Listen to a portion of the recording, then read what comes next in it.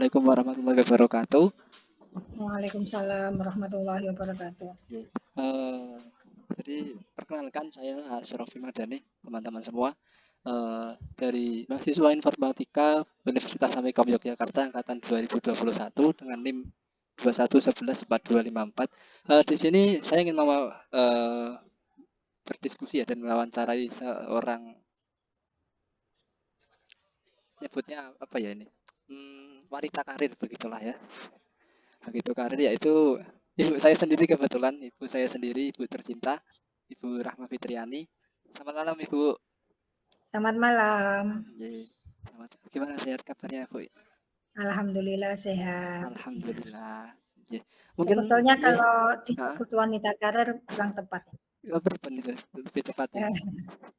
Lebih tepatnya ibu rumah tangga yang berkarir. Oh, oke. Ibu rumah tangga yang berkarir ternyata. Oke. Iya. Mungkin langsung saja nih Bu. Ya. Untuk pertanyaan pertama yaitu tentang Ya. Prof, mungkin bisa dijelaskan secara singkat mawon profil dari Ibu ngoten. Iya.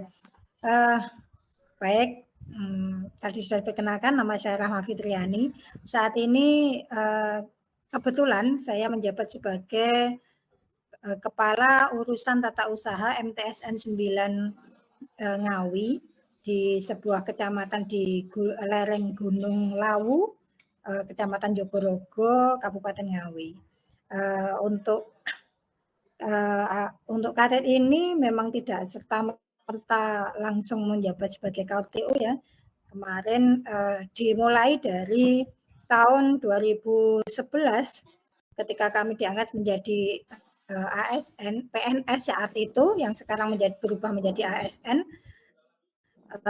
Itu karir kami juga memang dari staf negeri kira-kira sekitar hampir 8 tahun, baru kemudian kami 2 tahun yang lalu diangkat sebagai Kepala Urusan Tata Usaha di MTSN 9 Jogorogo. Mungkin itu sekilas profilnya. Oke. Terima kasih Bu. Awal memulai karirnya begitulah di 2011 itu seperti apa? Ya. Dulu awalnya sebelum kami daftar menjadi PNS kala itu namanya pegawai negeri sipil. Saat itu kami juga mengajar atau dosen lah gitu. Di saat itu di tahun 2011 itu memang terjadi dilema antara kami tetap meneruskan dosen atau kemudian kami mengambil profesi PNS ini. Karena pada saat itu juga kami terdaftar meskipun tidak sebagai dosen PNS tapi di swasta, tapi saat itu sudah ada sertifikasi dosen namanya. Tapi setelah mendalam kami kaji, maka kami tetap akhirnya saya memilih sebagai PNS di Kementerian Agama Kabupaten Ngawi. Kala itu juga di madrasah juga 2011 itu, tetapi sebagai pegawai biasa, pegawai tata usaha di MTS 8 Ngerambe, Ngawi juga. Kemudian 2 tahun kemudian kami dipindah di kantor Kementerian Agama Kabupaten Ngawi selama kurang lebih 8 tahun, baru kemudian 2 tahun yang lalu, tepatnya di September 2022 kami dilantik menjadi pegawai menjadi Kepala Urusan Tata Usaha di MTSN 9 Ngawi. Itu ringkasnya seperti itu. Pertanyaannya hal apa sih, atau mengapa kemudian akhirnya memilih berkarir sebagai pegawai ASN gitu? Karena tadi kan sudah ada dosen, terus kemudian tiba-tiba ada bukan tawaran, ada kesempatan untuk menjadi ASN, terus kenapa akhirnya yang dipilih ini ASN-nya begitu? Ya, mungkin itu karena di awal ya, waktu kuliah itu ketika disuruh memilih oleh bapak dan ibu, dalam ini berarti kakek dan nenek kamu, itu pilihannya boleh karena saat itu diharuskan di Surabaya, akhirnya milih di IAIN Surabaya. Oke milih, di Surabaya, tapi tidak di pendidikan. Dalam artian bukan mengajar gitu, bukan di tarbiyah gitu. Walaupun sebetulnya tidak ada yang salah dengan mengajar itu, tetapi lebih kepada ketelatenan aja. Jadi kalau mengajar itu butuh kesabaran, ketelatenan dan lain sebagainya. Maka kenapa kemudian di tahun 2011 ketika ada pilihan antara dosen dan pegawai, maka memilih menjadi pegawai. Yang notabene sebetulnya juga mikir juga apakah bisa kemudian ketika saya harus bekerja di balik layar dan di balik meja. Karena kalau pegawai itu kan yang dihadapi kertas kan. Ya, kertas yang dihadapin. Benda mati meskipun ada juga sebetulnya sosialisasi bersosial dengan orang lain gitu. Tapi lebih banyak bekerja dengan benda mati dibandingkan ketika dosen yang harus terus upgrade diri. Jadi tidak mungkin kemudian dosen itu kemudian atau ngajar guru pokoknya pendidik lah itu kemudian tidak upgrade gitu, karena ilmu itu akan terus bertambah. Ini hanya sebuah pilihan yang dikuasai aja. Jadi karena menurut saya kalau saya harus jadi dosen, kemudian saya harus upgrade dulu itu tidak sesuai dengan hobi dan kesukaan aja. Mungkin itu yang kemudian akhirnya memilih menjadi PNS Oh, berarti di pegawai gitu, bukan di pendidik. oh, berarti kalau boleh disimpulkan sebenarnya pilihan menjadi ASN itu bersumber dari dua faktor berarti gitu ya. Yang satu di Yeah. faktor orang tua, yang artinya kakek nenek saya gitu ya.